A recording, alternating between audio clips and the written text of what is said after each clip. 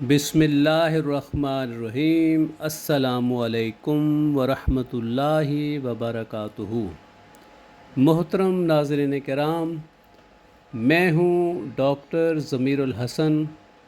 और हमारा आज का टॉपिक है कि hypertension, high blood pressure, sugar और दिल के जो मरीज़ हैं उनको कौन सी ग़िज़ाएँ खानी चाहिए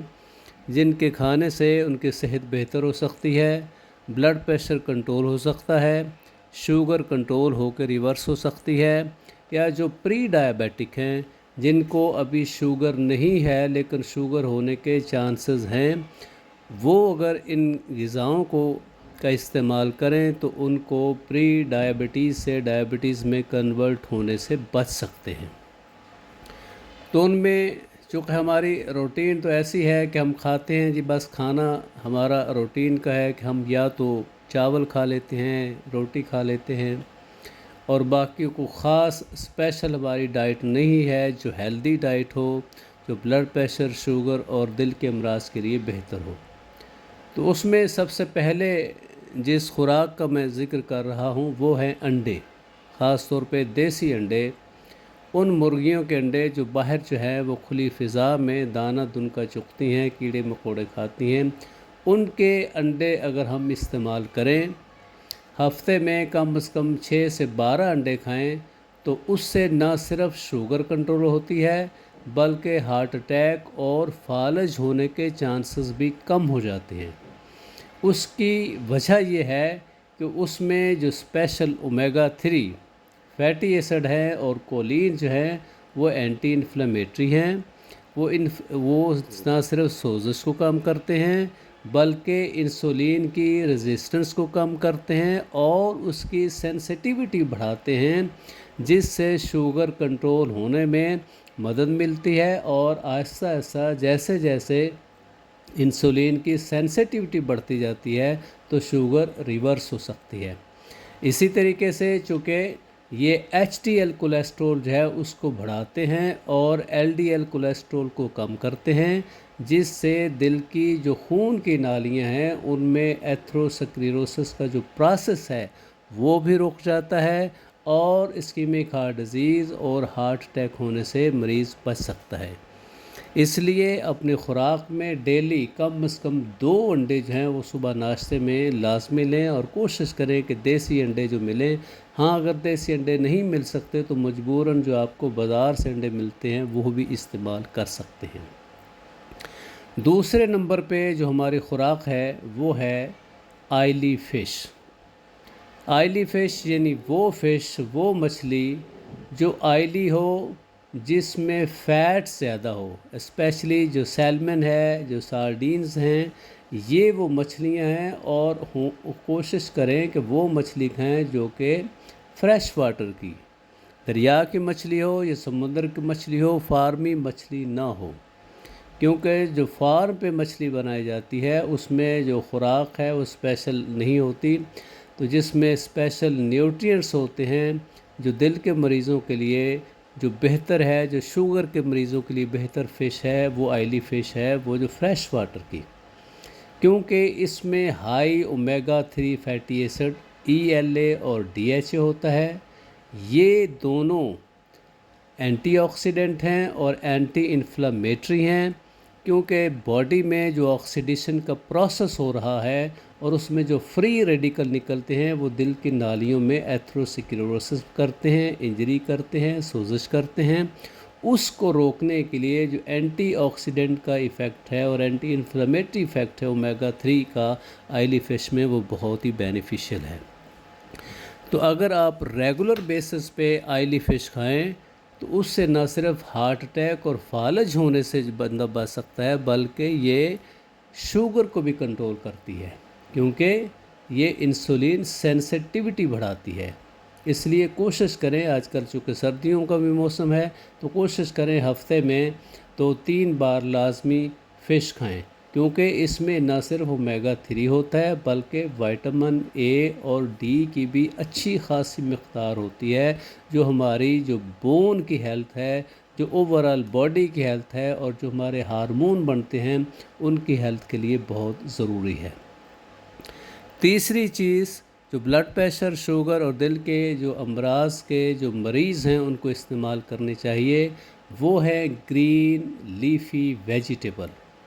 जो सैलड के तौर पे आप इस्तेमाल करें। हमारे यहाँ जो ग्रीन जो वेजिटेबल है, लीफी वेजिटेबल का सैलड इस्तेमाल करने का रवाज बहुत कम है, और अक्सर हम देखते हैं कि हम जब कोई मेहमान आया हो तो उसके लिए कोई ख़ास तौर पे थोड़ा बहुत जो है वो सैलड बना लेते हैं, वरना रूटीन में हम इस्तेमाल नहीं करते।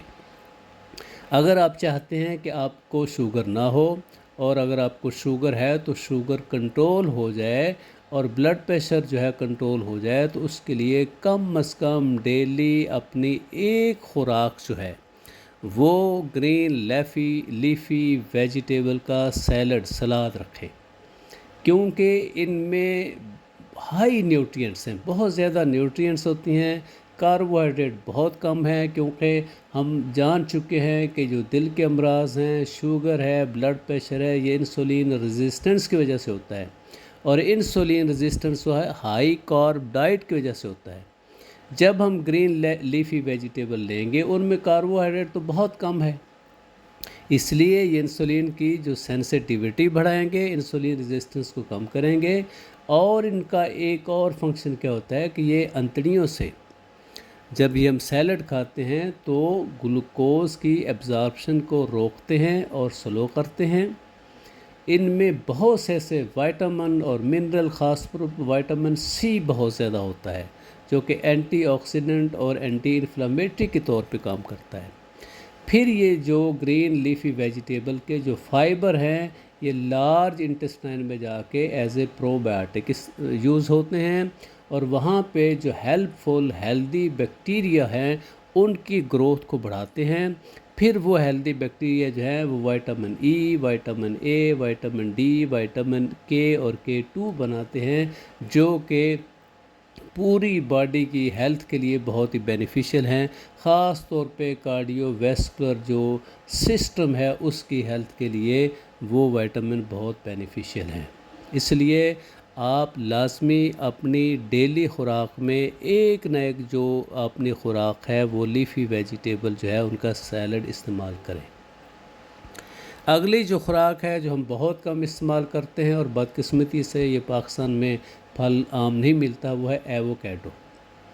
एवोकेडो में भी बिल्कुल शुगर ना होने के बराबर है, 1 ग्राम से भी कम होती है, और इसका हाई फाइबर कंटेंट है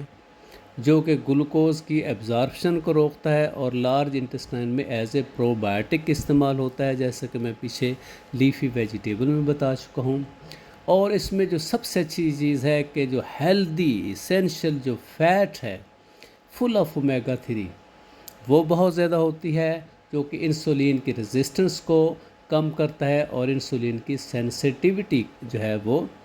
उसको बढ़ाता है। तो जो कीटो डाइट है, जो लो कार्ब डाइट है, उसमें अगर आप फल के तौर पे इस्तेमाल करें एवोकेडो को तो ये बहुत ही बेनिफिशियल है।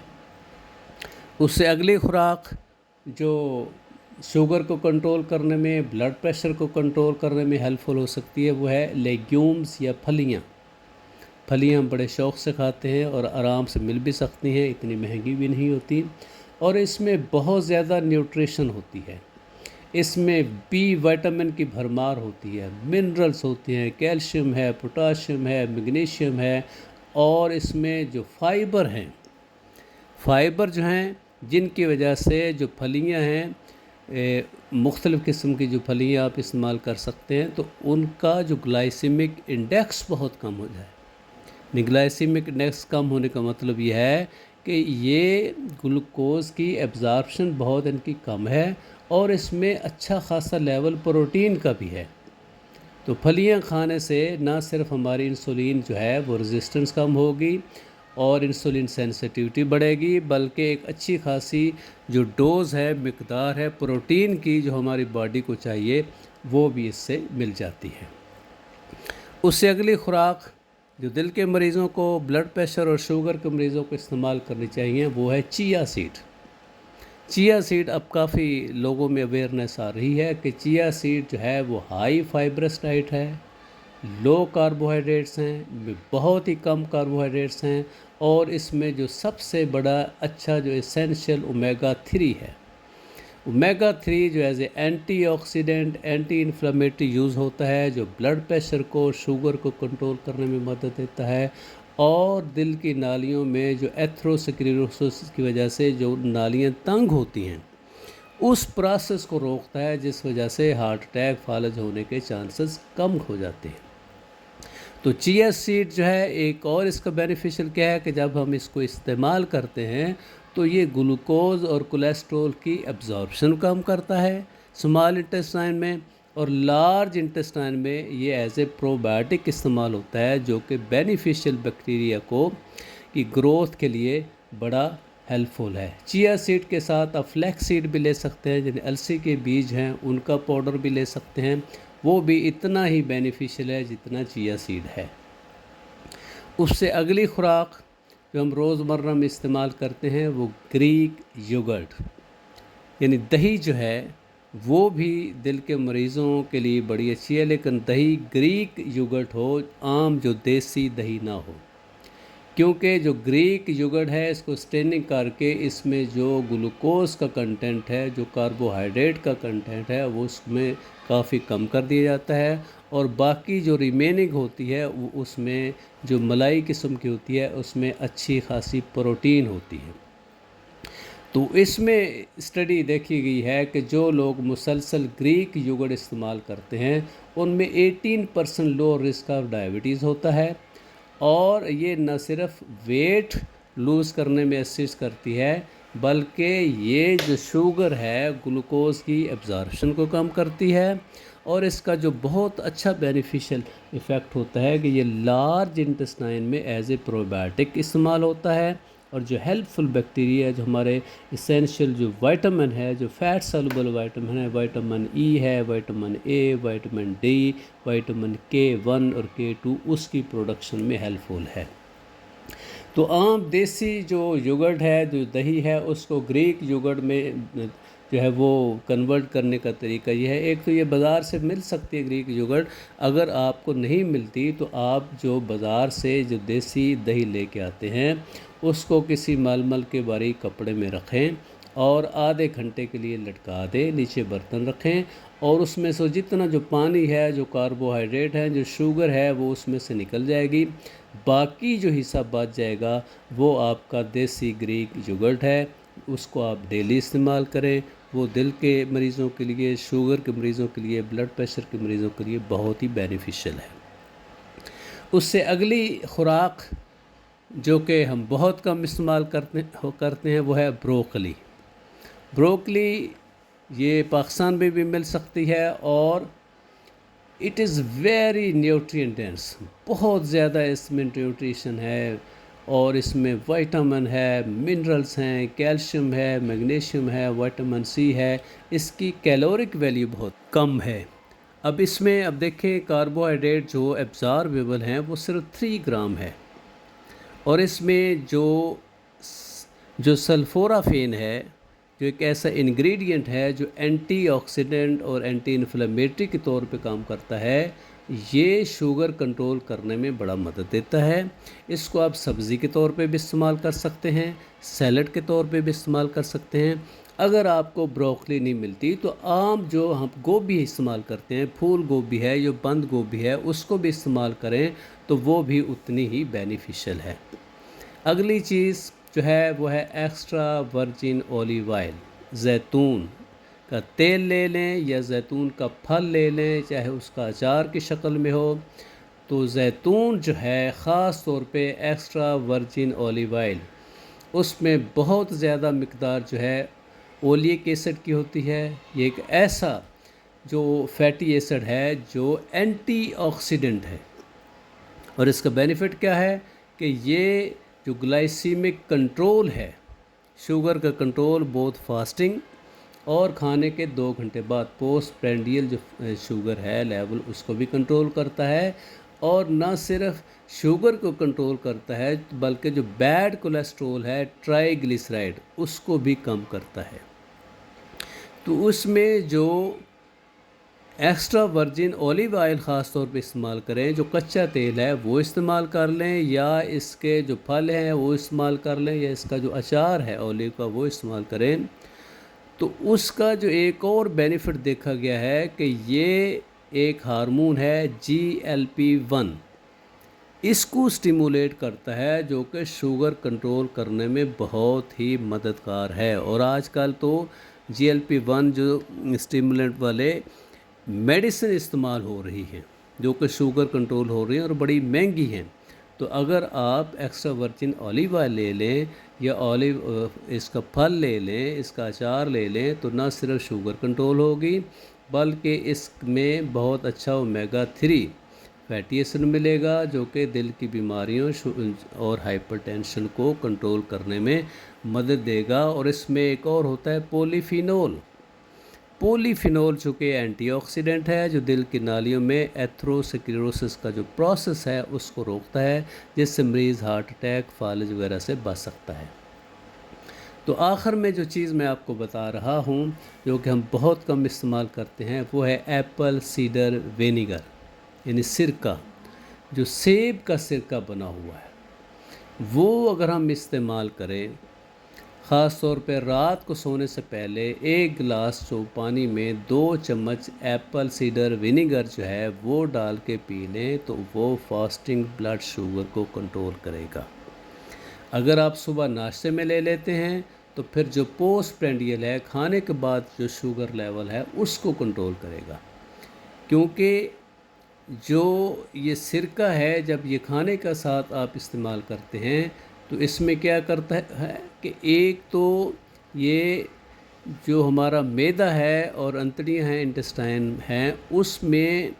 शुगर की जो डाइजेशन है ग्लूकोज की, कार्बोहाइड्रेट्स की, उसको स्लो करता है,